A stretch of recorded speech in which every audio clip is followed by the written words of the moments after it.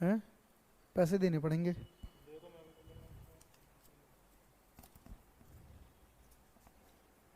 एक छाछ और 10 रुपए की नमकीन। कह दियो उससे कि नमकीन भी चाहिए, सर को भूख लग रही है यार मुझे, तेरी कसम। छाछ पी लूंगा और नमकीन खा लूंगा, यही वाली नमकीन ला देगा। अभी भिजवा दियो, चुपचाप खाता रहूंगा और पढ़ाता रहूंगा। ग्लास में छाछ भिजवा देगा। शुरू हो गई? हाँ जी, नमस्कार, स्वागत है अध्ययन मंत्र में सभी का।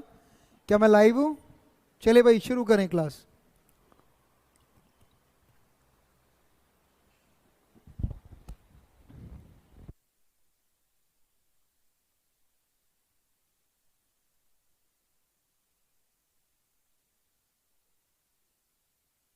चलिए, स्वागत है सभी का, इधर आ जाइए। और मैं पिछली बार आपको सीटेट में एक टॉपिक पढ़ा रहा था, व्याकरण शिक्षण, और व्याकरण की विधियां चल रही थी। हमने पढ़ी थी विधियां, और सारी विधियां करा चुका था। आज उस पर प्रश्न है, ये व्याकरण के प्रश्न करके दिखाने हैं तुम्हें। सारे प्रश्न करके दिखाने भी बात करूंगा मैं इस पे, अभी कोई नहीं। देखिए, व्याकरण की शिक्षण व्याकरण की विधियां चल रही थी। क्या चल रही थी? विधियां। और व्याकरण की विधियों में मैं कितनी बातें करा गया था आपको? एक मैंने करा ली थी निगमन विधि, यह पढ़ा दी थी आपको। क्या है निगमन विधि? इस पे प्रश्न हो सकता है। निगमन विधि एक बता दी थी, आगमन विधि, ठीक है। और मैं आपको प्रत्यक्ष भाषा विधि भी करा गया था, प्रत्यक्ष विधि या प्रत्यक्ष भाषा विधि। और एक और कराई थी, इसके साथ अंतर करा था मैंने, अप्रत्यक्ष। और आज अप्रत्यक्ष के अंदर ही चलूंगा मैं। दो विधियां और आती जो मैंने पहले अलग कराई थी, लेकिन अप्रत्यक्ष के पार्ट में के अंदर दो विधियां जाती है। एक द्विभाषीय विधि, व्याकरण ग्रामर को पढ़ाने के तरीके बता रहा था मैं आपको।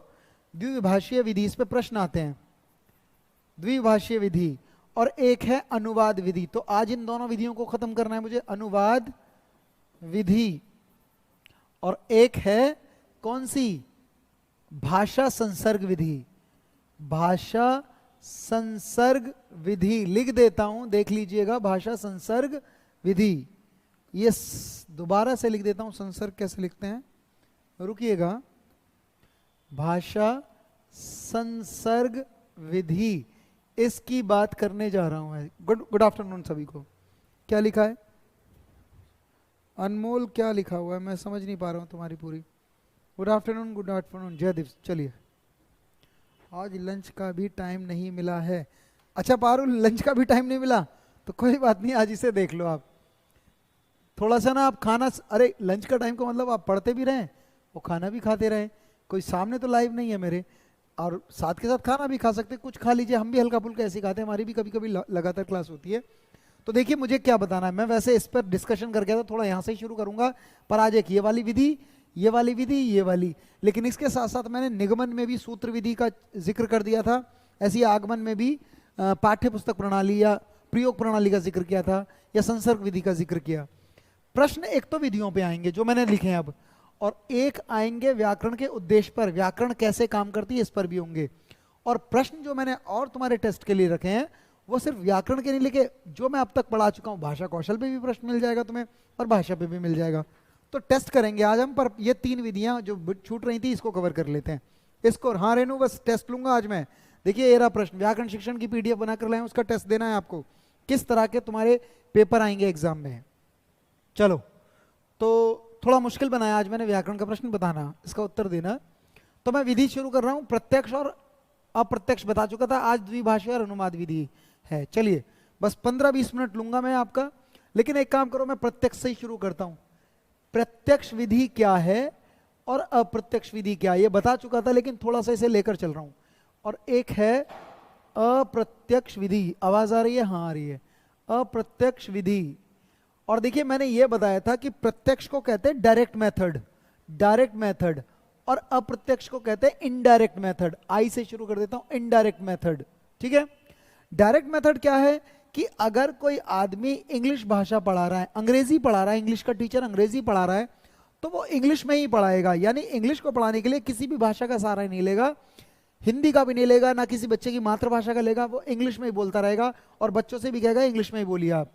तो सीधी बात है, जब किसी भाषा को उसी भाषा से पढ़ाएं, यानी लक्ष्य भाषा जो किसी टीचर की लक्ष्य भाषा है, टारगेट लैंग्वेज है, उसे लक्ष्य भाषा से ही पढ़ाएं, तो वो होता है डायरेक्ट मेथड।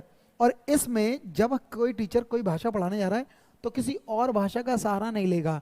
मान लीजिए कोई हरियाणवी का बच्चा बैठा है, वो भी अंग्रेजी सीखेगा, अगर अंग्रेजी पढ़ा रहा है तो उसकी मदर टंग का भी सहारा नहीं लेंगे, हरियाणवी का भी सहारा ना लेकर इंग्लिश को इंग्लिश से पढ़ा लेंगे। तो इस विधि में मातृभाषा का सहारा नहीं लिया था कि उस लक्ष्य भाषा को लक्ष्य भाषा से ही पढ़ाते हैं। पर अप्रत्यक्ष किसे कहते हैं? अप्रत्यक्ष किसे कहते हैं कि मान लो कोई इंग्लिश का टीचर और पढ़ाने जा रहा है इंग्लिश, तो उसकी टारगेट लैंग्वेज इंग्लिश हो गई, है ना। अब वो इंग्लिश पढ़ा रहा है तो कई बार क्लास का बैकग्राउंड इतना अच्छा नहीं है कि इंग्लिश है, तो कई बार टीचर इंग्लिश को पढ़ाने के लिए हिंदी का सहारा ले लेगा, या बच्चे की हरियाणवी भाषा तो हरियाणवी का सहारा ले लेगा, यानी उसकी मदर टंग का सहारा लेगा। तो जब मैं सिर्फ इतनी बात करने जा रहा हूं, जब लक्ष्य भाषा को लक्ष्य भाषा से ही पढ़ाया जाए, लक्ष्य भाषा से ही पढ़ाया जाए, तब होता है डायरेक्ट मेथड। इंग्लिश को इंग्लिश से ही पढ़ाओ और हिंदी भाषा को हिंदी में ही पढ़ाया जाए, किसी और भाषा का सहारा ना लें, तो उसे कहते हैं हम डायरेक्ट मेथड।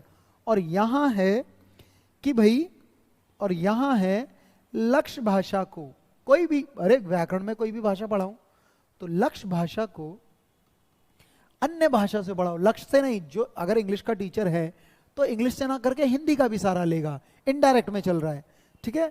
तो लक्ष्य भाषा को अन्य भाषा से पढ़ाएं, ठीक है।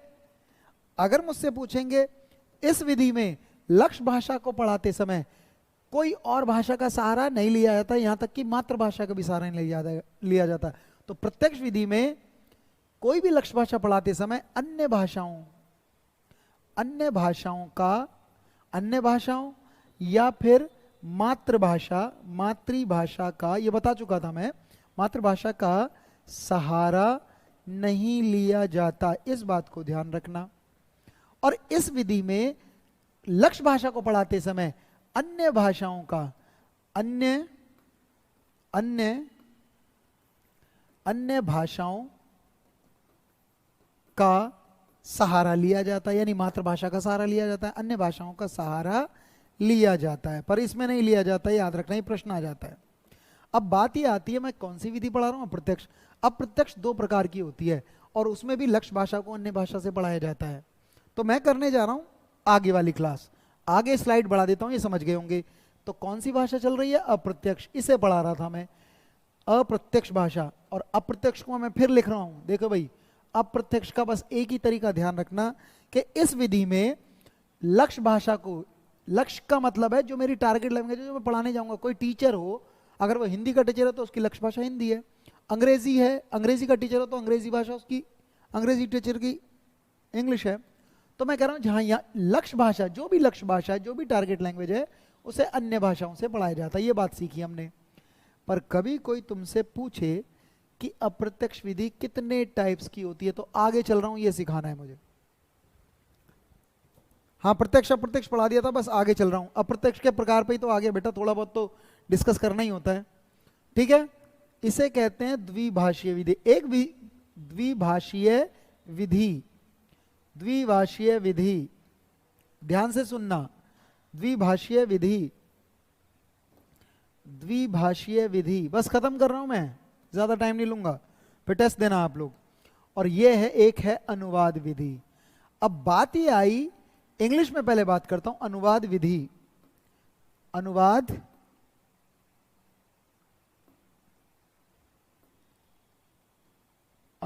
विधि इंग्लिश में इस लैंग्वेज को कहते हैं, द्विभाषियों को कहते हैं बाइलैंग्वेज मेथड। और कोई टीचर बाइलैंग्वेज का सहारा ले रहा है, तो मान लीजिए कोई हिंदी का टीचर है और हिंदी पढ़ाने जा रहा है क्लास में, बाइलैंग्वेज का मतलब एक लैंग्वेज या दो लैंग्वेज का सहारा ले रहा है, और दो लैंग्वेज ले रहा है तो लक्ष्य भाषा को अन्य भाषा से ही पढ़ा रहा होगा। दो लैंग्वेज है या नहीं, एक लक्ष्य भाषा, एक अन्य भाषा, तो दो भाषा के द्वारा पढ़ा रहा है। और बाइलैंग्वेज अगर कोई टीचर हिंदी की क्लास ले रहा है और क्लास का बैकग्राउंड इंग्लिश का है, तो टीचर, हिंदी वाला टीचर भी इंग्लिश के वर्डों से कई बार समझाता है। या कोई इंग्लिश की क्लास है, इंग्लिश का टीचर है, तो वो हिंदी में समझाएगा। तो सीधी बात है, बाइलैंग्वेज टीचर है, दो भाषाओं का इस्तेमाल कर रहा है, बाइलैंग्वेज। और अनुवाद भी किसे कहते हैं, सुन लो। मान लीजिए मैंने एक इंग्लिश का सेंटेंस लिखा और कहूं इसका ट्रांसलेट करो, तो क्या हिंदी में ही तो करोगे इसका ट्रांसलेट? किसी भी भाषा का अगर ट्रांसलेट करना है तो अलग भाषा से करेंगे। तो अनुवाद का मतलब ट्रांसलेट करना है, और जब अनुवाद विधि देखी जाती है तो वहां भी दो भाषाएं नजर आती हैं कि एक भाषा सिखा रहे थे, दूसरी भाषाओं से सिखा रहे हैं। तो इन दोनों की परिभाषा तो एक सी नजर आई, क्या कि लक्ष्य भाषा को अन्य भाषा से ही पढ़ाएंगे इन दोनों विधियों में। सुनो, अगर इसकी परिभाषा मुझसे पूछोगे तो इसकी परिभाषा यही है कि लक्ष्य भाषा को अन्य से पढ़ाओ, अन्य भाषाओं से। और इसका मतलब भी है कि जो लक्ष्य भाषा आप पढ़ाने जा रहे हैं क्लास के अंदर, उसे भी अन्य भाषाओं से पढ़ाओ। यही तो मतलब है लक्ष्य को अन्य से। तो फिर डिफरेंस क्या है? तो देखिए डिफरेंस क्या है। बाइलैंग्वेज मेथड में कभी कोई टीचर पढ़ा रहा है किसी क्लास में, तो मान लो इंग्लिश का टीचर है और वो हिंदी का सहारा लेगा, तो इंग्लिश उसकी टारगेट लैंग्वेज, वो इंग्लिश पढ़ाएगा, सिखाना उसे इंग्लिश है। लेकिन जब वो हिंदी का सहारा लेगा, क्योंकि दूसरी भाषा का सहारा लेगा, तो हिंदी का कितना सहारा ले? कई बार जब इस विधि में लक्ष्य भाषा को अन्य भाषा से पढ़ाते हैं, बाइलैंग्वेज में, द्विभाषी विधि में, तो जो अन्य भाषा है उसका रेशो नहीं पता लगता कितना इस्तेमाल करना है।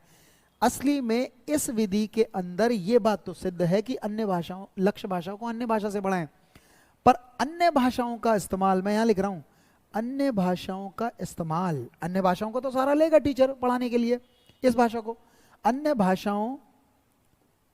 भाषाओं का इस्तेमाल या उपयोग, अन्य भाषाओं का उपयोग कक्षा की आवश्यकता अनुसार होता है। कक्षा की आवश्यकता अनुसार होता है, अनुसार, आवश्यकता अनुसार होता है। इसका मतलब क्या है? आवश्यकता अनुसार कैसे होगा? मान लीजिए ये रही क्लास और मैं टीचर हूं, और मान लो मैं इंग्लिश का टीचर हूं, मान लो हिंदी का भी हो सकता है, इंग्लिश में इंग्लिश पढ़ा रहा हूं, और जब मैं इंग्लिश पढ़ाऊंगा तो क्लास का बैकग्राउंड कैसा है? अगर इंग्लिश का है तो मुझे इंग्लिश को इंग्लिश में ही कम सहारा लूंगा मैं हिंदी का। लेकिन अगर क्लास का बैकग्राउंड बहुत ज्यादा हिंदी मीडियम ही है तो टीचर इंग्लिश में ही बताता रहेगा तो कुछ नहीं होगा, तो वो हिंदी का इस्तेमाल करेगा। असली में इस विधि में जब लक्ष्य भाषा अन्य भाषाओं को सहारा लेते हैं तो क्लास की कैसी स्थिति है, हो सकता है अन्य भाषाएं कम भी इस्तेमाल करे, हो सकता है अन्य भाषाओं को ज्यादा भी इस्तेमाल करें, ये तो कक्षा की आवश्यकता के अनुसार निर्भर करेगा। बाइलैंग्वेज टीचर, जब भी क्लास में टीचर बाइलैंग्वेज, दो लैंग्वेज का इस्तेमाल करता है, तो जो दूसरी भाषा इस्तेमाल की जा रही है टारगेट लैंग्वेज के अलावा, उसमें कक्षा की आवश्यकता अनुसार ही प्रयोग किया जाता है। बात समझ में आई? अगर क्लास का बैकग्राउंड बिल्कुल ही खराब होगा तो अन्य भाषाओं को ज्यादा इस्तेमाल किया जाएगा, अगर नहीं होगा बराबर कराएगा तो एक साथ। समझ में आई? तो इसमें क्या अंतर है? इसमें अंतर यह है कि जब अनुवाद करा जाता है, सुनो, जब अनुवाद का सहारा लिया जाता है, यहां ये बता दूंगा मैं इसे, अनुवाद में अंतर यह है कि यहां भी लक्ष्य भाषाओं को अन्य भाषाओं से पढ़ेंगे, पर अन्य भाषाओं का इस्तेमाल इक्वल रेशो पे होता है। जैसे मान लीजिए मैं एक इंग्लिश का सेंटेंस तुम्हें दे देता हूं कि तुम ट्रांसलेट करो भाई से, तो बताओ तुम इसका अगर हिंदी में ट्रांसलेट करोगे, अनुवाद करोगे, तो क्या आधा करोगे या पूरा ही करोगे? जितनी भाषा ये है उतनी ही भाषा ये है, जबकि इस भाषा में मुझे सिखानी ये भाषा थी, पर जब अन्य भाषाओं का इस्तेमाल करेंगे तो कम भी हो सकता है और ज्यादा। वो कैसे? वो क्योंकि वो कक्षा की आवश्यकता अनुसार होता है, जबकि यहां पर ट्रांसलेट तो पूरा ही करना पड़ेगा भाई।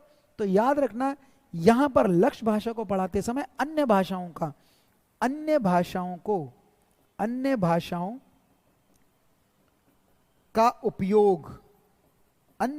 का उपयोग समान रूप से होता है या समानुपातिक, इक्वल रेशो, एकदम इक्वल रेशो, बराबर होनी चाहिए लैंग्वेज, समानुपातिक होता है। दोनों ही विधि अप्रत्यक्ष की होती है क्योंकि अन्य भाषाओं के माध्यम से पढ़ाई जा रही है कोई भाषा, पर इसमें कक्षा की आवश्यकता अनुसार होता है, कम ज्यादा हो सकता है, पर यहां बराबर का रेशो होता है। सब बच्चे एक काम करो, थंबनेल करके बताओ क्या समझ में आया है, मैं फिर समझाऊं। इससे ज्यादा इसमें अंतर नहीं है। कभी कभी द्विभाषीय पे प्रश्न डालेगा, कभी कभी अनुवाद विधि पे डालेगा, कभी कभी यही पूछ सकता है कि इस विधि में कैसे पढ़ाया जाता है, इस विधि में कैसे पढ़ाया जाता है, पर कभी कभी ये भी पूछ सकता है कि यहाँ इसका अन्य भाषाओं का इस्तेमाल कितना होगा। तो ये तुम थोड़ा सा ध्यान रखोगे। प्रणाम प्रणाम। हाँ, इनडायरेक्ट मेथड ही में आता है, इनडायरेक्ट में आता है, ये दोनों खत्म कर दिए।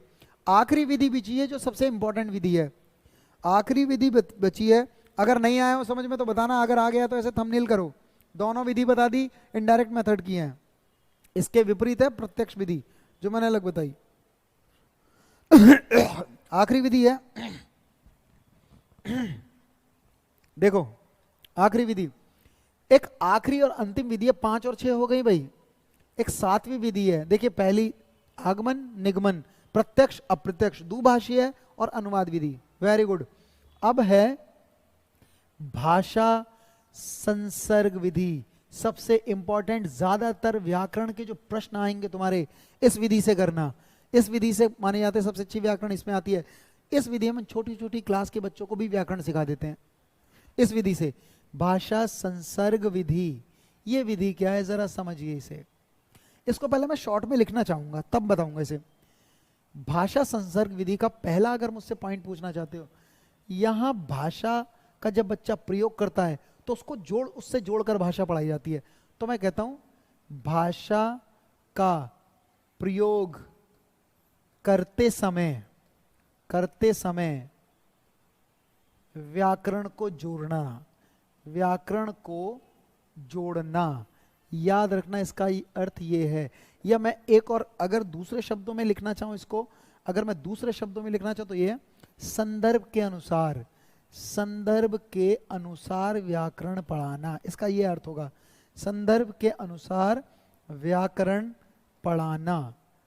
कभी कभी आजकल नई विधियां आ गई हैं, भाषा संसर्ग विधि नई विधि में आती है कि कई बार मेरे सामने एक तीसरी क्लास बैठी, छोटे छोटे बच्चे हैं तीसरी क्लास के, और मैं उन्हें भाषा सिखाऊंगा। और भाषा तो तब ठीक होती है जब व्याकरण भी आता है बच्चों को, संज्ञा सर्वनाम क्रिया विशेषण का उपयोग सही करना सीखे। तो कैसे पढ़ाया जाए उन्हें? तो क्या मैं रटा दूं उन्हें कि संज्ञा इसे कहते हैं, सर्वनाम इसे कहते हैं, विशेषण इसे कहते हैं, ऐसे प्रश्न बनेंगे। कभी कभी ना हम टीचर्स व्याकरण की ये बात गलत है तो उस दौरान वही बात सिखाई जाए। ऐसे नहीं कि पहले वर्ण पढ़ाओ फिर संधि पढ़ाओ फिर। देखिए भाई व्याकरण कभी कभी टीचर ऐसे पढ़ाता है, पहले है वर्ण फिर शब्द फिर संज्ञा सर्वनाम क्रिया विशेषण, और रटा देते हैं हम बच्चों को। रटाना नहीं है, असली में कई बार हम बच्चों को मान लो कोई लेसन पढ़ा रहे हैं, पाठ पढ़ा रहे हैं, हम एक बुक दे देते हैं इंग्लिश रीडर की या हिंदी की एक कहानी कविताओं की पाठ देते हैं, बच्चा उसे पढ़ रहा है और अर्थ से निकाल रहा है, मीनिंग से, यानी वो भाषा का प्रयोग कर रहा है, भाषा को इस्तेमाल कर रहा है, पढ़ी जा रही है और भाषा बोली जा रही है, तो कहीं ना कहीं बातचीत हो रही है। तो अगर वो भाषा अर्थ से निकाल रहा है, और यहां अगर पाठ में आया कि जैसे पहला वर्ड आया मोनू, मोनू एक अच्छा लड़का है, वह अपनी माँ से बहुत प्यार करता है, एक दिन उसके घर भालू वाला आया, भालू वाला भालू साथ लाया, पर उसकी माँ झाड़ू लगा रही थी। यह कई सारे वर्ड आए, ठीक है या नहीं है? अचानक मोनू भी आया, भालू भी आया, भालू वाला भी आया, झाड़ू भी आई, माँ भी आई, और इन शब्द का प्रयोग आने लगा। तो टीचर को अगर लगता है कि भाषा तो सीख रहा है बच्चा अर्थ से, यहीं पर उसे संज्ञा का ज्ञान दे दो। कई बार ऐसे भी आता, मोनू घर जा रहा है, उसकी बहन आ गई, तो कहीं जा रहा है कहीं आ रही। क्रिया स्त्रीलिंग में पुल्लिंग में, तो स्त्रीलिंग पुल्लिंग का जिक्र यहीं करा दो। आप क्रमबद्ध व्याकरण मत दो। जब जब बच्चा भाषा का प्रयोग कर रहा है उस दौरान अगर थोड़ी सी कमी रह गई है तो वहां व्याकरण सिखाई जाए, और धीरे धीरे बच्चा हम लेसन पढ़ाते ही रहते हैं, और जब जब नई चीज आती है तो व्याकरण पढ़ाते चले जाते हैं। ऐसे में बच्चा पूरी भाषा अर्थ से भी सीख जाता है और सारी व्याकरण उसे आ जाती है, बच्चा रटता भी नहीं है। तो क्या मतलब कि जब संदर्भ हो तब व्याकरण दी जाए, ऐसा थोड़ा ना है कि थोप दोगे आप।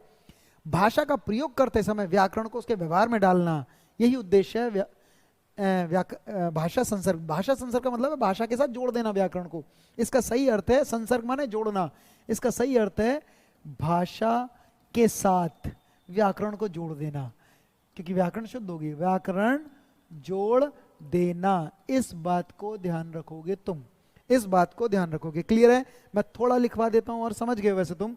सबसे अच्छी विधि इसी पॉइंट ऑफ व्यू से निकालोगे, खासकर प्राइमरी वाले बच्चे जो हैं, जो प्राइमरी को पढ़ाएंगे, 1st to 5th को जो पढ़ाएंगे, वो इसी विधि से करोगे।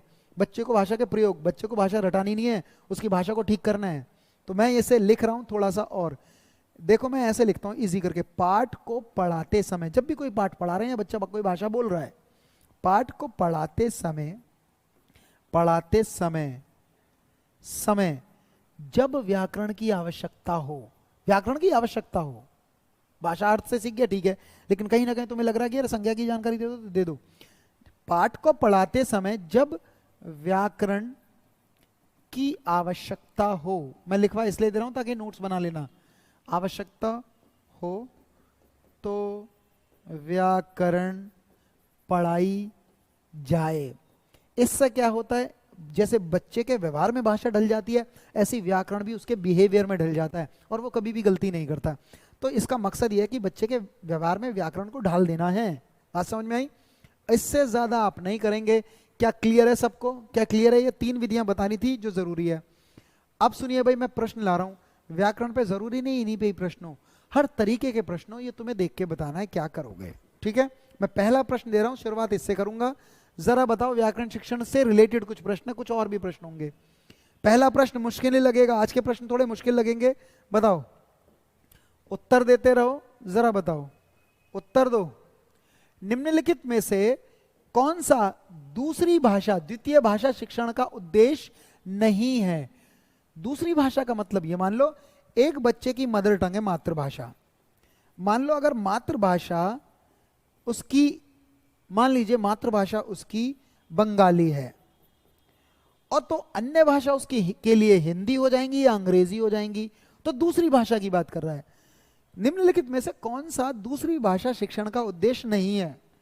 और मान लो दूसरी भाषा है हिंदी, एक बच्चे की मदर टंग कुछ और है, दूसरी भाषा हिंदी है, तो बताओ दूसरी भाषा का उद्देश्य कौन सा नहीं है? सभी उत्तर दें, पहले पढ़ो।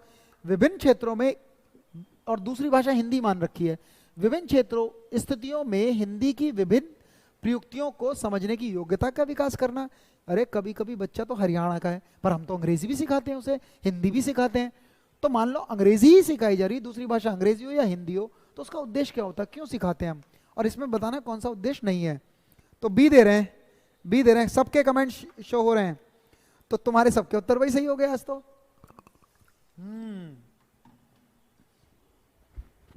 बी सुनो, बी क्यों है? एक नेगेटिव वर्ड तुमने पकड़ लिया, क्या? कंठस्थ। कंठस्थ का मतलब है रटाना, रोट लर्निंग नहीं करनी है, रटाना। और रटाने को कभी कभी कहते हैं दोहराना, रिपीट भी नहीं कराना, दोहराना। ये नेगेटिव वर्ड है, जहां ये हो गलत होगा। देखिए भाई, चाहे तीसरी लैंग्वेज हो चाहे दूसरी लैंग्वेज हो, मदर टंग के अलावा कभी भी किसी भाषा का ये उद्देश्य नहीं है कि वो रट ले, रटना तो होगा नहीं। तो हिंदी के व्याकरण के नियमों को कंठस्थ कराना ये तो गया। पर देखिए, क्या मान लो किसी बच्चे की अलग भाषा और दूसरी भाषा मातृभाषा है, तो क्या ये उसका उद्देश्य होगा? विभिन्न क्षेत्रों में और स्थितियों में मेरी भाषा बंगाली और मुझे हिंदी बढ़ा दी गई, तो मैं हिंदी का इस्तेमाल विभिन्न क्षेत्रों में कर लूं, यही तो उद्देश्य होता है। तो विभिन्न क्षेत्रों और स्थितियों में हिंदी की विभिन्न प्रयुक्तियों को समझाने की योग्यता का विकास करना, ये आंसर है, इसका भी सही लगा है। दैनिक जीवन में, रोजमर्रा की जिंदगी में हिंदी को समझने और बोलने की क्षमता का विकास करना। अरे कोई बच्चा हिंदी की भाषा का है, पर जब अंग्रेजी आती है तो इस्तेमाल तो वो करता है, ये भी उद्देश्य होगा। और बोलने की क्षमता के अनुरूप लिखने की क्षमता का विकास हो, ये भी इसका उद्देश्य है। तो बिल्कुल सही है, समझ में आ गई। दूसरी बात बताओ, इस बार मैं दे रहा हूं, ये फर्स्ट क्लास का है। बताइए, मंदिरा पहली कक्षा में पढ़ती है और वह मुझे आम बहुत अच्छा लगता है, ये सेंटेंस बोल रही है, और मैं थक गई, और यहां वो मैं का भी इस्तेमाल कर रही है और क्रिया का भी इस्तेमाल कर रही है ना। मंदिरा पहली कक्षा में पढ़ती है और वह मुझे आम बहुत अच्छा लगता है, मैं थक गई आदि वाक्यों का प्रयोग करती है। तो मंदिरा क्या कर रही है? केवल सर्वनाम का ही प्रयोग करना जानती है? क्या केवल सर्वनाम है और भी चीजें? केवल लिंग की दृष्टि से ही सर्वनाम का समुचित प्रयोग करती है? केवल मैं वाले वाक्य ही बोल सकती है? या लिंग, वचन, क्रिया? मैं थक गई स्त्रीलिंग है, मुझे आम बहुत अच्छा लगता है तो मंदिरा बोल रही है, तो स्त्रीलिंग ही होगा। लिंग, वचन, क्रिया आदि की दृष्टि से सर्वनाम का प्रयोग करना जानती है। बेशक चाहे पहली क्लास की हो बच्ची, लेकिन अगर वो प्रयोग कर रही है वाक्य का, तो व्याकरण तो जानने लगी। बताइए, उत्तर बताइए, क्या कर रही है वो? उत्तर दो जल्दी से, तभी आगे बढ़ूंगा, क्योंकि अगर तुम्हारे उत्तर नहीं दिखेंगे तो मैं आगे नहीं बढ़ पाऊंगा इसमें, क्योंकि मुझे समझना है। दूसरा बताओ, जल्दी जल्दी जल्दी भी करेंगे। डी, डी, शाबाश, वेरी गुड। तुम एक काम करोगे, अब नेगेटिव वर्ड निकालो। जब भी किसी भी ऑप्शन में केवल, केवल या ओनली शब्द दिखाएंगे तो वो उत्तर नहीं होगा, वो नेगेटिव अप्रोच, नकारात्मकता को शो करता है। दूसरी बात, एक बात जान लेना, कभी केवल आता है तो वो एक पक्ष की बात करता है। हम भाषा एक पक्ष के लिए नहीं सिखाते, बहुत कोई लिए सिखाते हैं। अगर आए मैं थक गई, तो यहाँ तो क्रिया भी सीखी वो, और सर्वनाम भी सीखी, और स्त्रीलिंग पुल्लिंग भी सीखी। तो देखिए, केवल सर्वनाम का ही प्रयोग करना जानती है ऐसा तो जरूरी नहीं, एक पक्ष की बात करने वाला नहीं है। केवल वाले गलत हैं, ये उत्तर सही है। वो लिंग, वचन, क्रिया की दृष्टि से सर्वनाम का प्रयोग कर सकती है, तभी वाक्य बना रही है। ठीक है ना? उत्तर है डी। बेशक चाहे पहली कक्षा की बच्ची क्यों ना हो, ध्यान रखना, अगर वो सेंटेंस बोलने लगी तो वो सब कुछ जानने लगी।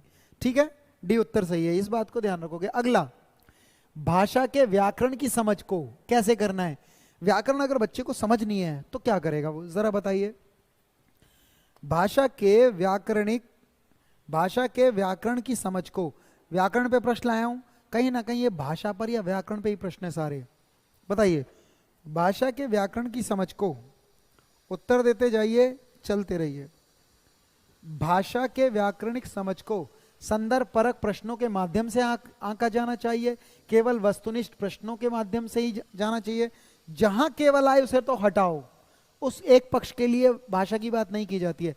केवल लघुत्तर प्रश्नों के लिए ये भी हटा दो, तो दो में से एक बताओ।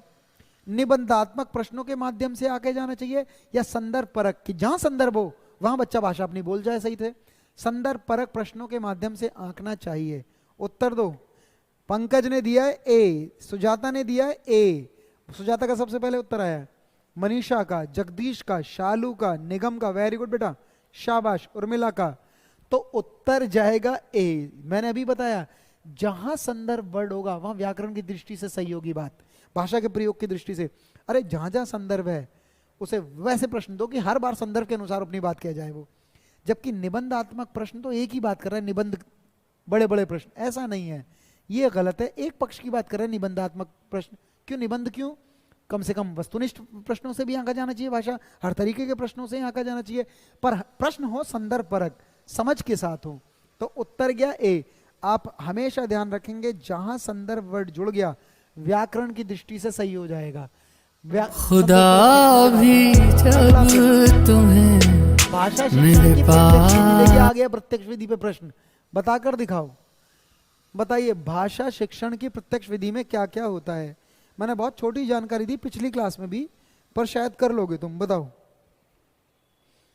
भाषा प्रत्यक्ष विधि, बताओ इसका उत्तर। हाँ पूजा तुमने भी दिया है, उत्तर दो, बिल्कुल सही है। आज प्रश्न करेंगे, मैं सुन लो, एक कंटेंट पढ़ाऊंगा प्रश्न, एक कंटेंट पढ़ाऊंगा प्रश्न, इस तरह से रखेंगे। अभ्यास जरूरी है। चलो बताओ भाषा शिक्षण की प्रत्यक्ष विधि में डायरेक्ट मेथड पे प्रश्न आ गया, ये आया है प्रश्न, बताओ।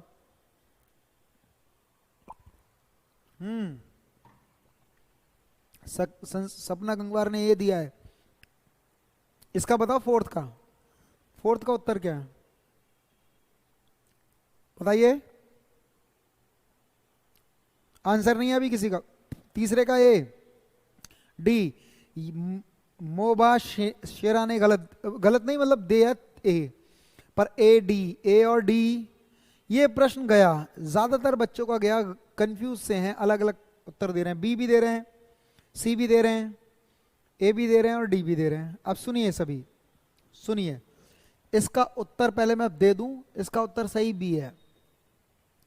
मातृभाषा का, देखिए भाई डायरेक्ट मेथड ऐसे सुन लो, प्रत्यक्ष भाषा का, प्रत्यक्ष भाषा में लक्ष्य भाषा को लक्ष्य भाषा से ही पढ़ाते हैं, लक्ष्य भाषा को लक्ष्य भाषा से ही पढ़ाएंगे। यानी अगर किसी बच्चे की भाषा बंगाली है तो टीचर बंगाली में ही बोलेगा क्लास में, ना हिंदी का सहारा, ना इंग्लिश का सहारा, ना किसी का सहारा, जो भाषा बोली जा रही है वही उसी भाषा से पढ़ाया जाए, ये प्रत्यक्ष का मतलब होता है। अब सुनिए, सुनो, तो प्रत्यक्ष भाषा में अन्य भाषाओं का सहारा बिल्कुल भी नहीं लगते। यहां लिखा है मातृभाषा का निरर्थक हस्तक्षेप होता है। अरे निरर्थक क्या, होता ही नहीं है, ये तो वैसे ही गलत हो गया। निरर्थक नहीं, सार्थक भी नहीं, ना निरर्थक, किसी तरह का हस्तक्षेप नहीं है। यानी अगर बच्चे की भाषा मदर टंग है, अगर बच्चा बंगाली सीख रहा है, मान लो बंगाली भाषा सिखा रहा हूं और एक अंग्रेज को सिखा रहा हूं मैं, तो उसकी मदर टंग है अंग्रेजी, तो अंग्रेजी का सहारा नहीं लेंगे, यानी मातृभाषा को कुछ भी हस्तक्षेप नहीं होता, ये तो वैसे गया। लेकिन देखिए इसका उत्तर ये क्यों है, मैं इस पे उत्तर देता हूं, सुनो इसे ध्यान से।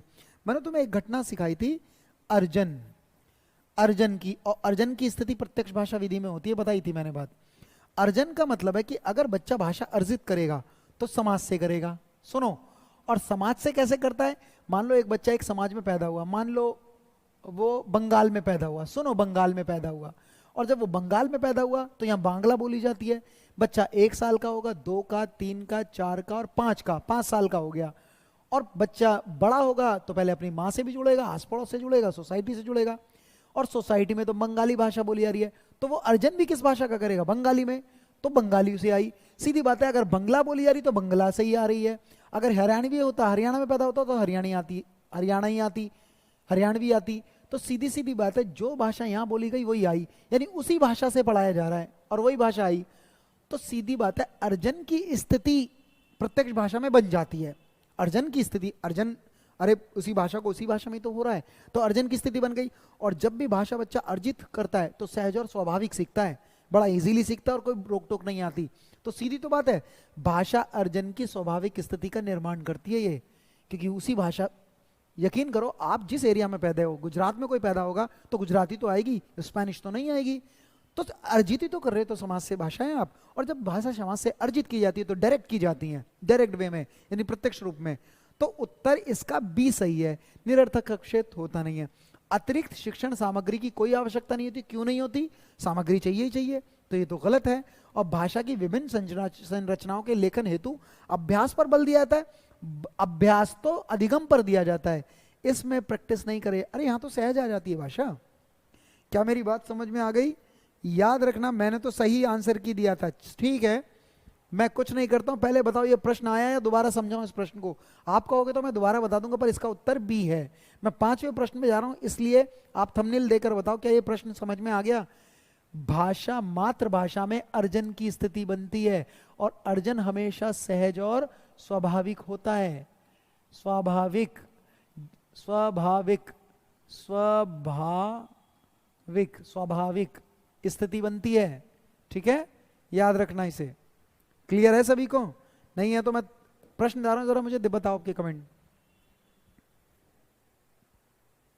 अच्छा सर, मैंने तो अच्छा नहीं, तुम्हारा मोबाशन तुम्हारा ना कुछ और आया था, डी आया था, पता नहीं कुछ। अगर बी दिया है तो फिर ठीक है। एक इधर देखो, इधर आओ। कई बच्चे कह रहे हैं समझ नहीं आया, इधर देखो, सुनो, सब समझ लो। मैंने तुम्हें एक टॉपिक पढ़ाया था, कोई नहीं इस पर प्रश्न को देखो, कोई नहीं देखो, नहीं आया किसी को तो देखो। मैंने तुम्हें एक टॉपिक पढ़ाया था, भाषा अर्जन पढ़ाया था ये, और फिर मैंने बताया था भाषा अधिगम, भाषा अधिगम। और मैंने तुम्हें यह बताया था भाषा अर्जन जो है वो सहज और स्वाभाविक होता है। सहज और स्वाभाविक, ये बताई थी बात मैंने, ठीक है, स्वाभाविक। और मैं ये कहता हूं भाषा अर्जन जो, भाषा अधिगम, ये लिखा है मैंने अधिगम, भाषा अधिगम, लर्निंग। और ये होता प्रयासपूर्ण, प्रयासपूर्ण या अभ्यास से आता है। ये बात बताई थी तुम्हें, ध्यान हो। और जब मैंने तुम्हें ये बताई तो सीधी बात है, भाषा अर्जन में होता क्या है। भाषा अर्जन में बच्चा समाज में पैदा होता है। कभी कभी भाषा बच्चे को कोई सिखाता नहीं है, भाषा खुद ब खुद सीख लेता है। कैसे? वो किसी सोसाइटी में पैदा होता है, पहले माँ से जुड़ता है, फिर आस पड़ोस से जुड़ता है, फिर सोसाइटी से जुड़ता है, और धीरे धीरे वो बड़ा होने लगता है। फिर वो जब जुड़ता है तो बताओ, माँ उसे भाषा सिखाती है, आस पड़ोस सिखाता है, या जो सोसाइटी में बोली जा रही है वो भाषा अर्जित करता चला जाता है। अगर हिंदी का बैकग्राउंड है तो हिंदी सीखेगा, अगर किसी बंगाल का है तो बंगाली सीखा। तो बंगाली बोली जा रही थी और आई उसे बंगाली। पर कभी कभी क्लास में ना टीचर भाषा का अधिगम कराता है इंग्लिश का टीचर, इंग्लिश का टीचर, पर वो इंग्लिश से नहीं पढ़ाता, वो पहले हिंदी में पढ़ाता है, और हिंदी के बाद उसे इंग्लिश आ जाती है। तो यह भाषा का अधिगम कराया जाए, जैसे शिक्षक कर रहा है। तो अधिगम कराते हैं तो बताओ, टीचर ज्यादा प्रैक्टिस कराता है, ऐसे कर, ऐसे बोल, ऐसे करना है, ये करना है। टीचर जब किसी भाषा को पढ़ाएगा तो कुछ ना कुछ नियम बताएगा, नहीं बताएगा? तो प्रयास तो यहाँ हुआ। अधिगम में तो सहज और स्वाभाविक स्थिति आई, फिर बड़ा बच्चा होता रहेगा और कुछ ना कुछ निर्माण करता जाएगा। तो आज मुझे तमिलनाडु भेज दो, मैं कुछ, कोई मुझे तमिल नहीं सिखाएगा, मैं वहां रहूंगा, 4 महीने बाद मैं तुम्हें तमिल बोलकर दिखा दूंगा। तो जो तमिल मैं सीख रहा हूं वहां तमिल ही तो बोली जा रही है। तो तुम मुझे बताओ, सहज स्थिति तो अर्जन में बनी। और प्रश्न देखना जरा इसे, ये दोनों पॉइंट देखना कि इसे देखो, उत्तर ये है जबकि मैं इसे पढ़ा रहा हूं। प्रत्यक्ष विधि डायरेक्ट आती है, बंगाली से तो अर्जन की बात करती है। भाषा की विविध संरचनाओं के लेखन हेतु अभ्यास पर बल, अभ्यास प्रैक्टिस तो अधिगम में करते हैं, अर्जन में कहां करते हैं। और अर्जन की स्थिति इसमें बनती ही बनती है। क्लियर है या नहीं है? इस बात को ध्यान रखना। क्या मेरी बात समझ में आ गई? अरे डायरेक्ट भाषा बच्चा सीख रहा है तो जो वहां बोली जा रही है वहीं तो सीखेगा, डायरेक्ट मेथड से तो सीख रहा है, ठीक है। याद रखना इसे। क्या आप भी नहीं आया? समझाऊं फिर दोबारा? इसे बताओ, इतने एक बार और बताओ, क्या समझ में आ गई बात? ऐसे कर देना। 5वां नहीं, चौथे पे बताओ अगर वो अर्जन और अधिगम वाली बात समझ में आ गई। बस इतना ध्यान रखना, डायरेक्ट मेथड हम तब इस्तेमाल करते हैं जब बच्चा डायरेक्ट सीखना चाहे, अर्जन करना चाहे भाषा का। याद रखिएगा, ठीक है? क्लियर है सभी को? और नहीं है तो अधिगम और अधिग्रहण वाला चैप्टर देखना, और यकीन करना मैं अगर यूपी में पैदा हुआ तो मुझे स्पेनिश नहीं आई, यूपी की भाषा आई, यूपी में पैदा हुआ और वही भाषा आई, तो डायरेक्ट तो आई, दूसरी भाषाओं का सहारा ही नहीं है, डायरेक्ट अर्जन में होता है। चलो कोई भी चीज देख लो, बच्चा किसी भी परिवेश में पैदा होगा वहां डायरेक्ट भाषा आती है उसे। गुजरात में पैदा होगा तो गुजराती ही आएगी, बंगाल में पैदा होगा तो बंगाली आएगी, ठीक है ना? इंग्लैंड में पैदा होगा तो अंग्रेजी आएगी, हिंदी नहीं आएगी, डायरेक्ट आई, जो भाषा बोली गई वही आई। पर इंग्लैंड में कई बार हिंदी भी सिखाएंगे तो इनडायरेक्ट वे में तो बाद में सिखाया जाएगा, ठीक है? हाँ, एक्विजिशन की बात कर रहा हूं मैं, एक्विजिशन की बात कर रहा हूं। फिफ्थ का बताओ बी। चलो मैं पढ़ रहा हूं। व्याकरण के पक्षों और शब्दों की बारीकी की समझ का आकलन कैसे किया जाता है? परिभाषा के रूप में, परिभाषाएं तो रटा देंगी। ये रहा उत्तर, बी उत्तर तुमने लगा दिया होगा। याद रखना, व्याकरण के लिए संदर्भ परक प्रश्न होने जरूरी हैं। क्लियर है? व्याकरण के लिए संदर्भ प्रश्न। फिर देखो, अरे व्याकरण के पक्षों और शब्दों की बारीकी सिखानी है तो परिभाषा दोगे, परिभाषा तो बच्चा रटेगा।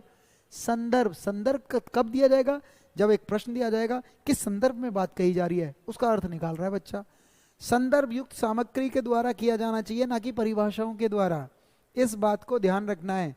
संदर्भ का मतलब है अर्थ के साथ, कि जिस, अच्छा देखिए, चार लड़के खड़े हैं और वो अपनी बातचीत कर रहे हैं, और मैं भी अगर कोई बात करूंगा तो इन्हीं के संदर्भ के, मान ली किसी विषय पे बात हो रही है, भारत के विषय पर, और मैं कोई और बात करने लगूं, जैसा संदर्भ चल रहा है उस परिप्रेक्ष्य में बात की जाए।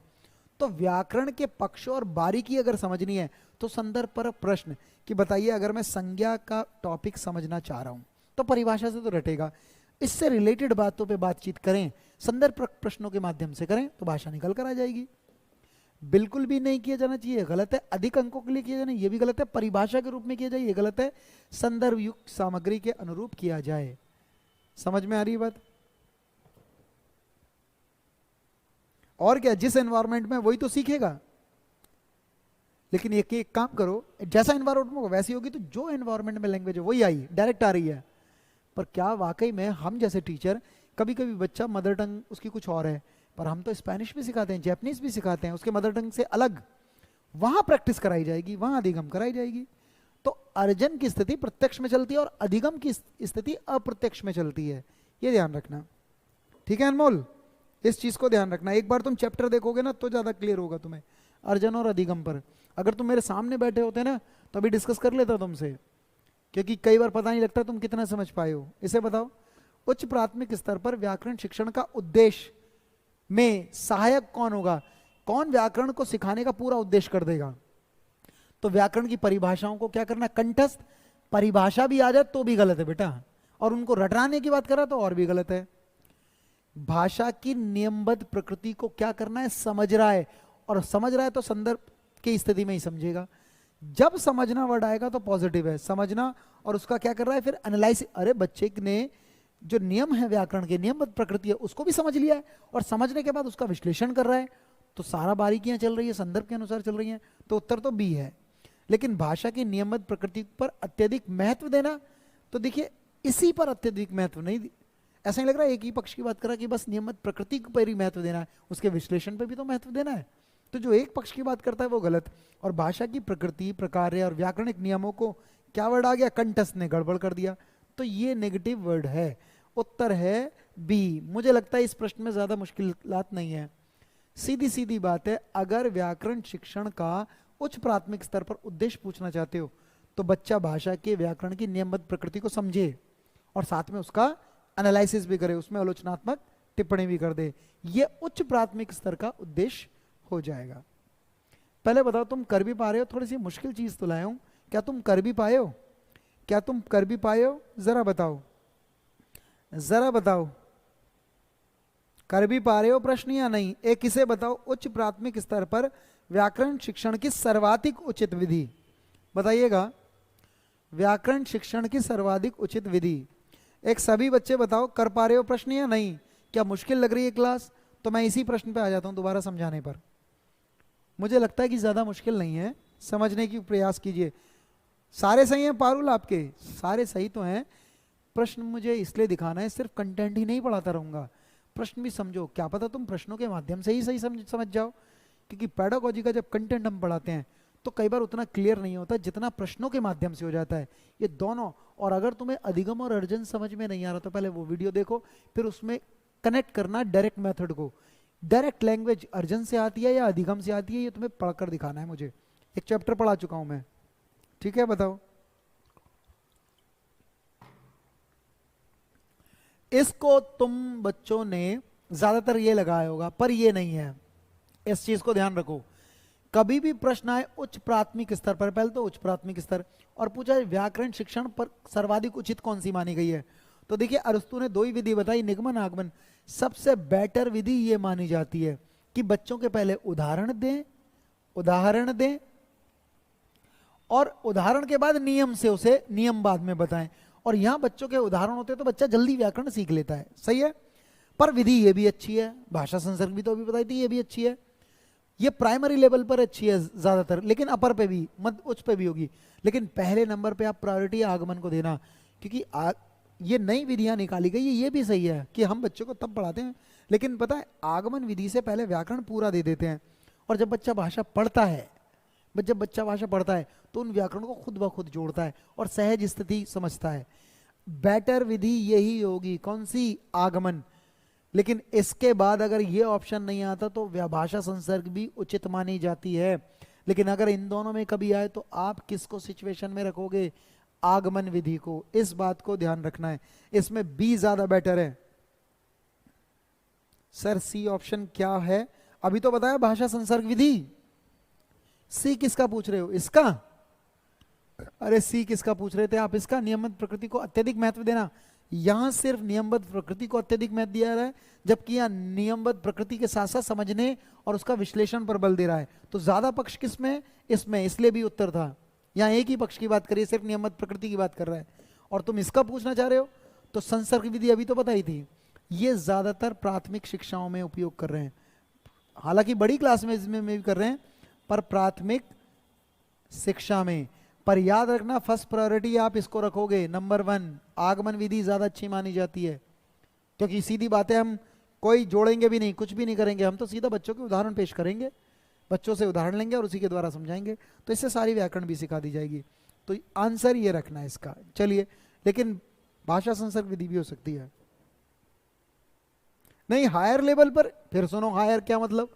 एक काम करो, सब बच्चे बताओ, कई लोग कह रहे हैं हायर लेवल पर। एक काम करो, ये तो है, पर ये क्या लिखा है? फिर सुनो, प्राथमिक कक्षाएं, प्राथमिक शिक्षा 1 से लेके 8वीं क्लास तक है। अपने दिमाग से एग्जाम निकालो।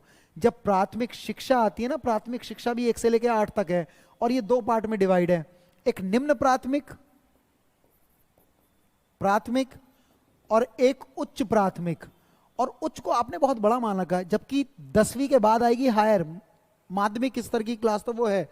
एक है उच्च प्राथमिक, और प्राथमिक है तो प्राथमिक तो इसमें ही आएगी, उच्च प्राथमिक। ये मान लो ये 1st to 5th की क्लास, ये 6th to 8th की, तो आप इन्हें बड़ा बच्चा ना माने।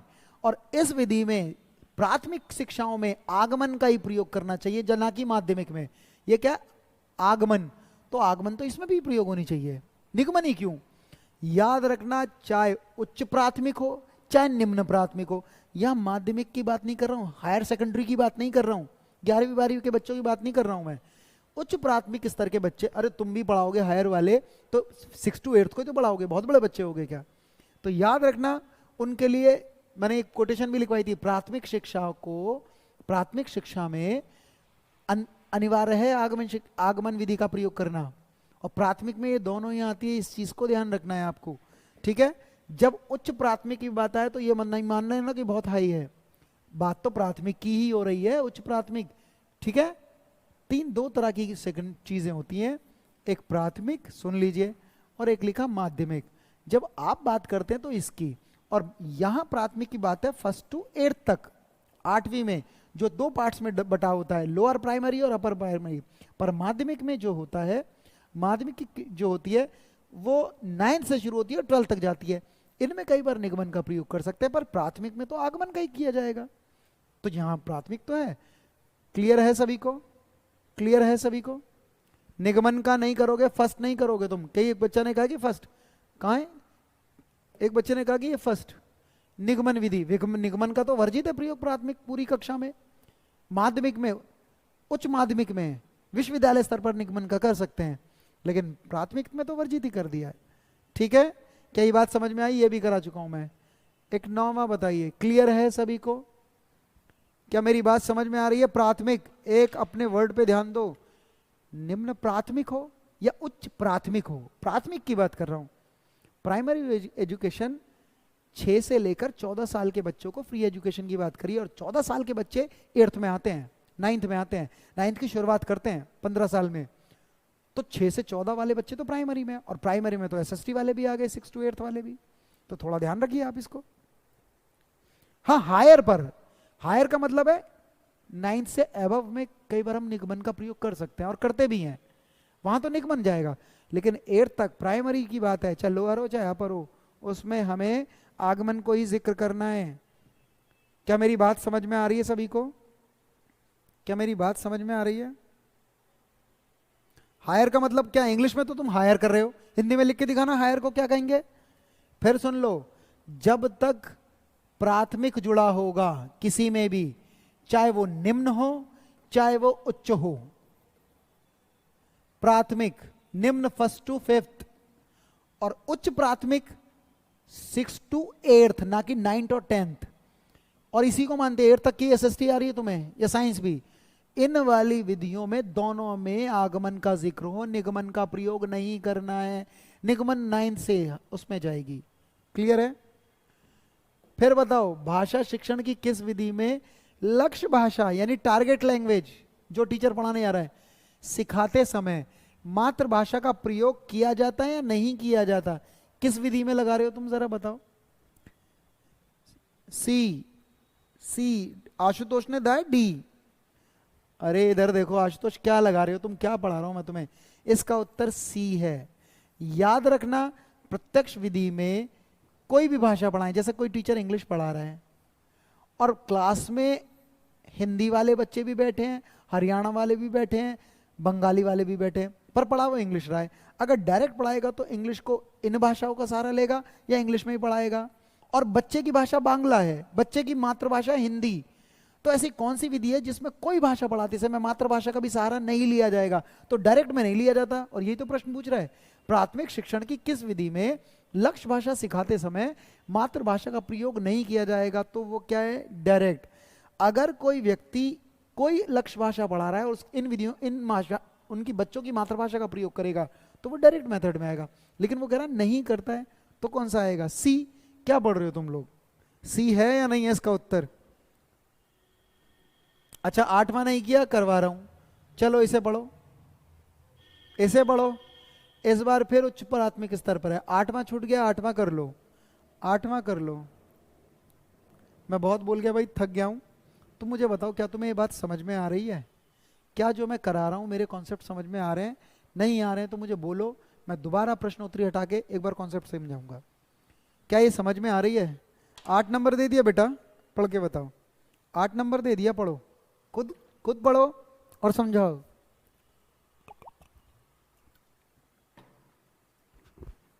प्रश्न ये है कि उच्च प्राथमिक स्तर पर व्याकरण शिक्षण का कौन सा तरीका सर्वाधिक प्रभावी होगा?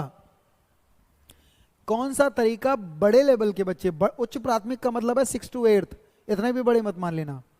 उच्च प्राथमिक स्तर पर व्याकरण शिक्षण का कौन सा तरीका सर्वाधिक प्रभावी है? जो बच्चे 6वीं में से लेकर 8वीं तक पढ़ते हैं, उनके लिए सबसे प्रभावी तरीका क्या है? व्याकरण के बिंदुओं को एक एक करके चर्चा करना, पढ़ाए जा रहे पाठ में संदर्भ में आए किसी व्याकरण बिंदुओं को स्पष्ट करना, व्याकरण बिंदुओं पर कार्य पत्रक यानी वर्कशीट तैयार करके बच्चों को देना, या बच्चों को भाषा प्रयोगशाला में व्याकरण कोटियों का अभ्यास कराना। जरा बताइए, समझ में आ रही है बात? चलो बताइए। सही है, सही है, करते चलो। 8वें का बी दे रहे हैं, तो जितनों ने बी दिया है वो सही है। कई बच्चे इसमें ना विरोध कर जाते हैं, ये है ये। एक काम करो, जब कभी आप अभ्यास करा रहे हैं तो अभ्यास नेगेटिव वर्ड है, प्रैक्टिस नहीं करानी, बच्चे के व्यवहार में डालनी है। पता है कई बार प्रैक्टिस कराते कराते बच्चा रटता है, तो ये गलत हो जाएगा। बच्चों को भाषा प्रयोगशाला के अंदर व्याकरणिक कोटियों का अभ्यास कराना, अभ्यास करेगा तो रट लेगा, व्याकरण के नियमों को जानेगा नहीं। हमेशा प्रयोग कराना चाहिए भाषा के दौरान, तब तो ठीक है। तो ये तो वैसे ही गया। व्याकरणिक बिंदुओं पर चर्चा, व्याकरण बिंदुओं पर वर्कशीट तैयार करके बच्चों को दे दें ताकि बच्चा उसे एक सॉल्व करे, रटे उसे। वर्कशीट नहीं देनी है बच्चों को भाषा प्रयोग करते दौरान। तो ये भी एक पक्ष की बात कर रहा है। पढ़ाए जा रहे पाठ के संदर्भ में आए कोई एक व्याकरण बिंदुओं को क्या किया जा रहा है, स्पष्ट किया जा रहा है। ये ज्यादा बेटर है अन्य से, ठीक है। और व्याकरण बिंदु को एक एक करके चर्चा करना, तो देखिए वर्ण पढ़ाओ, संज्ञा पढ़ाओ, सर्वनाम पढ़ाओ, इससे बच्चा कई बार रट लेता है। सबसे सही पॉइंट इनमें सबसे बढ़िया तरीका कौन सा है, वो है बी। क्लियर है, मेरी बात समझ में आ रही है? बी दिया है ज्यादातर बच्चों ने, ठीक दिया है। मेरे जैसा कोई टीचर नहीं है, पता नहीं टीचर होना मुझे, पर मुझे ऐसा लगता है तुम ऐसे देखिए ऑनलाइन में कोर्स में तो आ जाते हो, मैं ऐसे कहना नहीं चाहिए, पर मुझे थोड़ी बहुत ना कमी लगती है ऑनलाइन में। वो क्यों, मेरे सामने तुम बैठे होते ना तो मैं बहुत सारी चीज़ें क्लियर करता, इसलिए ऑफलाइन क्लास कई बार बहुत अच्छी लगती है। ऑनलाइन में तो देखिए कैमरा है मेरे सामने, आपको पढ़ रहा हूँ, आप लगता तो ऐसा है कि आप ही सामने है, लेकिन वो चीज़ नहीं निकल रही थी। और कमेंट हम कितने ध्यान देते हैं, इतनी जल्दी जल्दी जाते हैं आपके कमेंट कई बार। तो जितना भी मैं कोशिश कर रहा हूँ समझा रहा हूँ उसे देखिएगा, और नहीं समझ में आता तो मुझसे बोलिए आप। मेरी भी कुछ मजबूरियाँ हैं, मैं समझ ही नहीं पाता हूँ कई बार आपकी बातें। ज़रा बताइए, भाषा शिक्षण की किस विधि में लक्ष्य भाषा सिखाते समय मातृभाषा का, ये तो फिर वही ये तो करा दिया मैंने, ये तो करा दिया। इसे बताइए 10वां, प्राथमिक स्तर पर भाषा सिखाने की सर्वश्रेष्ठ विधि कौन सी है, जरा बताओ। इनमें से सबसे अच्छा तरीका कौन सा है, इसमें सबसे अच्छा तरीका कौन सा है, प्राथमिक स्तर। और जब भी प्राथमिक स्तर आए, ना निम्न दे रखा है ना उच्च, तो याद ध्यान रखा करो, इसे शुरू से माना करो क्लास, फर्स्ट से लेकर 8 तक की स्थिति बन सकती है इसमें, याद रखना, फर्स्ट से लेकर 8 तक की स्थिति, क्योंकि लोअर प्राइमरी और अपर प्राइमरी दोनों आ जाएंगे, ठीक है या नहीं है। निम्न से लेकर उच्च तक की दोनों चीजें जाएंगी। 10वां क्वेश्चन लिख दिया, बताओ। चलिए मनीष कोई बात नहीं, बताइए।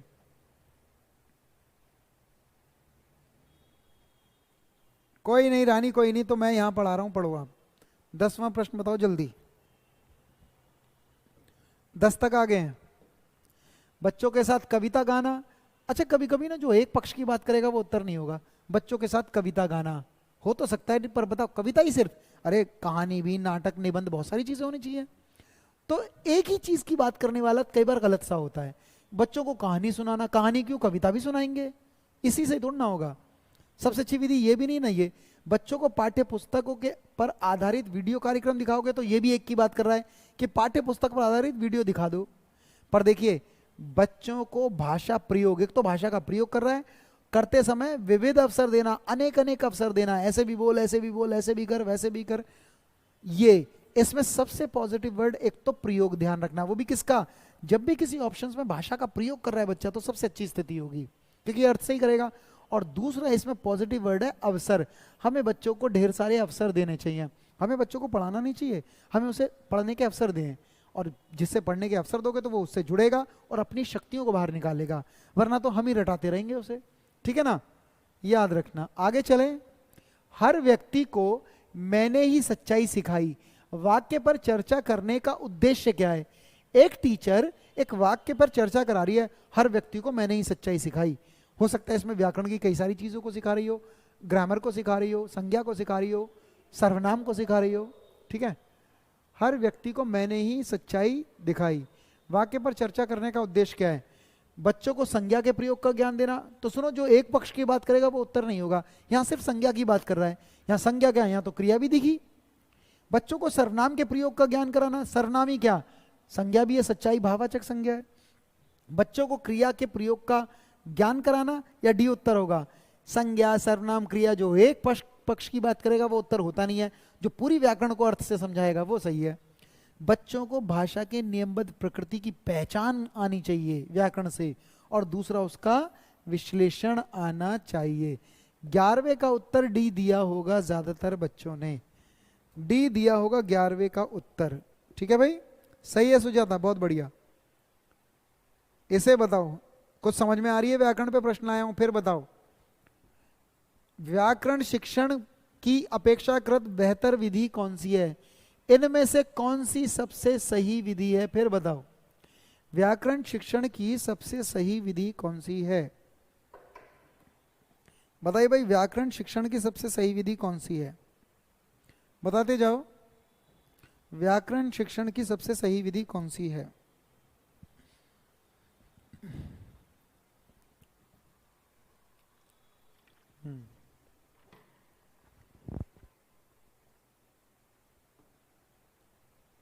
तो देखिए भाई, प्राथमिक कक्षा पर अगर बेहतर करोगे तो निगमन तो बेहतर नहीं है। निगमन में रूल टू एग्जाम्पल चलता है, नियम पहले बताया चलता है एग्जाम्पल पर। सबसे अच्छी विधि कौन सी है? Example to rule. उदाहरण पहले बच्चों के लेंगे, फिर नियम से सिखाएंगे, रूल से सिखाएंगे। और सूत्र विधि भी निगमन का ही पार्ट होता है, बताया था मैंने। इसमें भी हम रूल टू एग्जाम्पल ही चलते हैं। रूल माने नियम, एग्जाम्पल माने उदाहरण, नियमों से उदाहरण की ओर चलते हैं। और पाठ्य पुस्तक में भी पहले पुस्तक पढ़ रहे हैं फिर बता रहे हैं, तो सीधी बात है इसमें भी रूल टू एग्जाम्पल, ये मैंने समझाया था। और उत्तर कौन सा जाएगा? ए, आगमन सबसे बेटर है। फिर सुन लो, बताइए, भाषा सीखने की कौन सी विधि मातृभाषा को मध्यस्थ बनाए बिना, मध्यस्थ नहीं बनाती मातृभाषा को, ऐसी कौन सी विधि है जो मदर टंग का सहारा बिल्कुल नहीं लेती, किसी उसी भाषा से बढ़ाते हैं? तो भाषा सिखाने की कौन सी विधि, देखिए कितनी घुमा फिरा के प्रश्न है। भाषा सिखाने की कौन सी विधि मातृभाषा को मध्यस्थ बनाए बिना दूसरी भाषा को सिखाने में सहायक होती है? जरा बताओ। इस प्रश्न को पढ़ो और समझो क्या मतलब है। उल्टे तरीके से प्रश्न पूछा है, बताओ। देखो भाई सुनो, प्रत्यक्ष विधि कौन सी होती है? प्रत्यक्ष विधि वो विधि है कि जब कोई लक्ष्य भाषा, मान लीजिए कोई इंग्लिश लैंग्वेज है, तो इंग्लिश के माध्यम से ही पढ़ाई जाए, इंग्लिश ही बोली चाली जाए।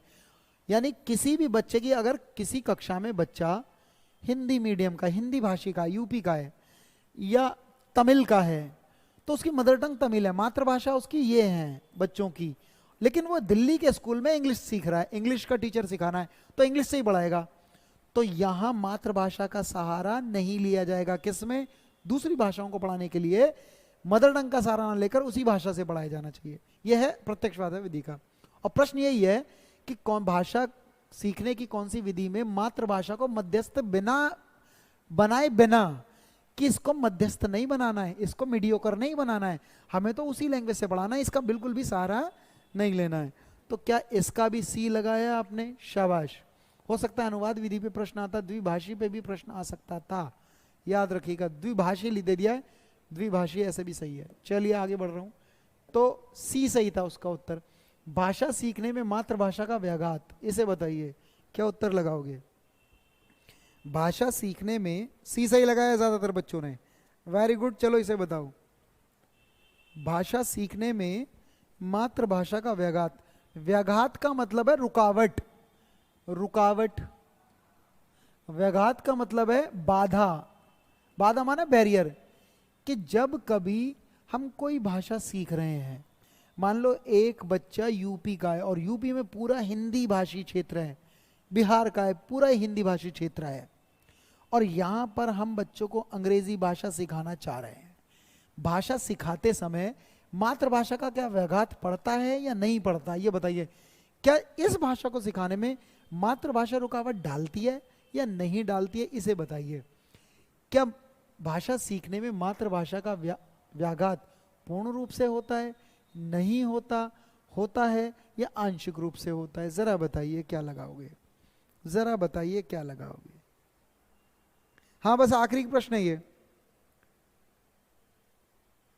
कई बच्चे कह रहे हैं आंशिक रूप से होता है, कई कह रहे हैं आंशिक रूप से होता है। आंशिक का मतलब क्या पहले सुनो, और पूर्ण का मतलब क्या है? आंशिक का मतलब पता क्या है? पूर्ण का मतलब है कि हाँ भाई पूरी तरीके से कभी कभी मातृभाषा रुकावट डालती है, और जब भी कोई बच्चा नई भाषा सीखेगा तो जो बच्चे की मदर टंग है उस पर असर डालती है, पूरा रुकावट सी डालती है। लेकिन आंशिक का मतलब है कि अंश मात्र, कि भाई ये बात बिल्कुल सही है कि भाई भाषा सीखने में मातृभाषा रुकावट तो डालती है, व्याघात तो डालती है, पर अंश मात्र कमी भी है। अंश मात्र कमी का मतलब है कि सही तो है पर कमी भी है, कि जरूरी नहीं मातृभाषा असर डाले, पर एक बात ध्यान रखना, इसका उत्तर ए ही है, याद रखना। आंशिक का मतलब है कि भाई, आंशिक का मतलब है कि अंश मात्र कमी भी है, ठीक, आंशिक का मतलब थोड़ा कमी है। पर यह ध्यान रखना, जब भी कोई बच्चा नई भाषाएं सीखता है तो अमूमन देखा गया है कि मातृभाषा उसको सिखाने में थोड़ा इफेक्ट डालती हैं, क्योंकि बच्चे को सिखा रहे हैं पानी हिंदी में बोलो, और हरियाणा का बच्चा है, और हरियाणा का बच्चा कई बार पानी ना बोल के पानी बोल देगा, जल्दबाजी में पानी बोल जाता है, हालांकि वो बोल सकता है पानी, पर जब भी कहेंगे पानी, पानी कह देगा। क्योंकि कई बार नई भाषा को सिखाते समय मातृभाषा असर डालती है। तो ये बात ध्यान रखोगे कि मातृभाषा का व्याघात, क्योंकि बच्चे की पहली भाषा मातृभाषा ही होती है, वो नई भाषाओं को सिखाने में इफेक्ट डालती है। और अंश में आंशिक नहीं, कि मतलब ऐसा नहीं कि डाल नहीं सकती, यानी डाल भी सकती है और नहीं भी डाल सकती, ये बात गलत है। मातृभाषाएं इफेक्ट डालती ही डालती हैं, इस बात को ध्यान रखना। तो ये पूर्ण रूप से होता है, याद रखेंगे इसे। अगले प्रश्न में अगली क्लास में ले जाऊंगा, पर अगला चैप्टर चलाऊंगा, ये होमवर्क अगली क्लास में ले जाऊंगा मैं। आज मैंने 14 प्रश्न कराए। एक चीज और ध्यान रखना तुम लोग, सभी लोग, एक चीज और ध्यान रखना, अगली क्लास में एक चैप्टर लूंगा बहुभाषिकता, और इससे रिलेटेड भी प्रश्न होंगे। और पूरे मैं ज्यादातर अभ्यास से सिखाना चाह रहा हूं, तो कम से कम तुम्हें प्रश्न भी हुए, तुमने व्याकरण के कुछ प्रश्न भी देखे, और एक बहुभाषिकता वाला चैप्टर लूंगा। और इसके बाद मैं कुछ एक दो चैप्टर करके ये पेडागोजी वाइंड करूंगा। पर प्रैक्टिस तो जरूर कराऊंगा, अभ्यास तो चलेगा ही चलेगा।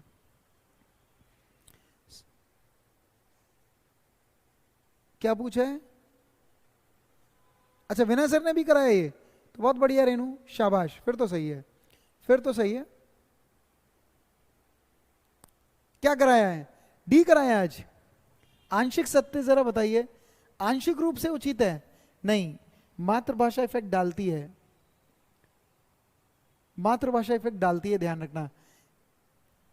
सुमन बचपन से ही गुजराती बोलती और पढ़ती लिखती है, और जब वो नई भाषा सीख रही है तो उसके बाद ना, पता है कई बार ऐसे प्रश्न आया, देखिए, एक लड़की कोई भी भाषा बोलते समय वो बीच बीच में अपनी भाषा का प्रयोग करती है, उस पर असर, देखिए, व्याघात ना डालती है। ऐसा नहीं है कि आंशिक रूप से सत्य है, कि ये बात सच भी है और नहीं भी, पर इसका ना आंसर ए रखेंगे, आंशिक नहीं, पूर्ण रूप से व्याघात पड़ता है मातृभाषा का। जब भी कभी नई भाषा कभी सिखाते हैं तो मदर टंग उस पर असर डालती है। आप यकीन करें, अंग्रेजी वाले इंग्लैंड में चले जाइए आप, जब इंग्लैंड के अंग्रेजों को सीखेंगे तो उनकी अलग सी भाषा है, और हमारा कोई इंडियन भाषा बोलेगा अंग्रेजी, तो उनकी भाषा और इनकी भाषा में उच्चारण में अंतर होगा। क्योंकि हमारा हिंदी मीडियम के लोग हैं तो उसकी अलग तरीके, देखिए, एक होता है फर्स्ट, हम हिंदी में बोलेंगे, लेकिन इंग्लिश वाले बोलते हैं फर्स्ट, तो यानी आर भी लगाते हैं। कभी कभी जब कोई भाषा बोली जाती है और नई भाषा बोली जा रही है तो मदर टंग का इफेक्ट पड़ता ही पड़ता है, अंश मात्र की कमी भी नहीं है, पड़ता ही पड़ता है। इस चीज को थोड़ा ध्यान रखिएगा, ठीक है ना, इस चीज को थोड़ा ध्यान रखिएगा। एक बार विनय सर से डिस्कस कीजिएगा, क्या अंश मात्र कमी है या क्या है, ठीक है। तो चलिएगा, ये प्रश्न बाकी अभी देखेंगे। अभी देखिए, ये भी प्रश्न बताना है मुझे, ठीक है ना। तो इसका प्रश्न जो भी आप बताना कौन सा है, पर मुझे लग रहा है इसका ना क्या उत्तर लगाया होगा। एक अध्यापिका संज्ञा पढ़ाते समय पहले संज्ञा की परिभाषा दे रही है और बाद में उदाहरण दे रही है, तो सी लगाया तुमने, उसके बाद उससे संबंधित उदाहरण देती है तो क्या बी लगा दिया। देखिए, इसका भी कई बच्चों ने उत्तर, अरे पढ़ना जरा क्या कह रहे हैं। प्राथमिक स्तर पर एक अध्यापिका संज्ञा पढ़ाते समय परिभाषा, सबसे पहले क्या दे रही है, परिभाषा। परिभाषा किसे कहते हैं, रूल को, नियम को, नियम बता रही है, और उसके बाद वो क्या कर रही है, उदाहरण पेश कर रही है। तो यकीन करो, निगमन में पहले नियम बताते हैं, परिभाषा बताते हैं, उसके बाद उदाहरण पेश करते हैं, बच्चों के उदाहरण होते हैं। तो यहां तो आंसर सी जाएगा। आप बी कैसे लगा रहे हो, कहां हो आप बी कैसे लगा रहे हो। कोई नहीं, मैं देख लूंगा कैसे कराया, मैं अभी बात करूंगा उनसे, ठीक है ना। चलिएगा, ठीक है, चलिए चलिए मिलते हैं अगली क्लास में, ठीक है। क्वेश्चन नंबर 14, क्वेश्चन नंबर 14, हाँ ध्यान रखना, पूर्ण रूप से होता है, ये देखेंगे। इस प्रश्न को ना हम डाउट में रखते हैं, हम डिस्कस करके बताएंगे, ठीक है ना। इसको डाउट में रखना, क्योंकि सीटेट की आंसर की में इसका उत्तर पूर्ण रूप से यही दिया गया है। मैं इसका एक्सप्लेनेशन भी दूंगा लिखा हुआ, ठीक है ना। चलिए, इसका दे दूंगा। फिर आगमन लगा रहे हो यार, 15 पढ़ो जरा इसे। आगमन और निगमन में ये बताओ कैसे आगमन है, पढ़ के बताना। प्राथमिक स्तर पर एक अध्यापिका संज्ञा पढ़ा रही है, ग्रामर पढ़ा रही है, और संज्ञा की पहले क्या दी उसने, परिभाषा। तो परिभाषा माने नियम ही बताए पहले, है ना। और उसके बाद परिभाषा देने के बाद क्या कर रही है, उदाहरण पेश कर रही है, और फिर उदाहरण दे रही है, फिर उदाहरण दे रही है। तो नियम तो रूल को कहते हैं, परिभाषा को कहते हैं, और फिर उदाहरण दे रही है। नियम से उदाहरण की तरफ किस में चलते हैं, निगमन में। जबकि आगमन का कॉन्सेप्ट होता है पहले बच्चे के सामने उदाहरण पेश किए जाते हैं, फिर नियम सिखाए जाते हैं। तो उत्तर समझ में नहीं आया बच्चे आपको, इसका उत्तर समझ में नहीं आया, इसका आंसर है सी। ठीक है, चलिए अगली क्लास में मिलेंगे, शुक्रिया। अगली क्लास में मिलेंगे, इस पर प्रश्न करेंगे, रूल टू एग्जाम्पल। तो कैसी रही क्लास बताइएगा। चलिए अगली क्लास में चलते हैं, ठीक है। ठीक है, इसका मैं एक्सप्लेन दूंगा तुम्हें, क्या दिया सीटेट ने आंसर। चलिए अगली क्लास में मिलेंगे। क्लास कैसी लगी ये बताइएगा, और इस तरीके से मैं कराऊंगा थोड़ा कॉन्सेप्ट प्रश्न, कॉन्सेप्ट प्रश्न, ये चलते जाएंगे। ठीक है, चलिए भाई, चलिए।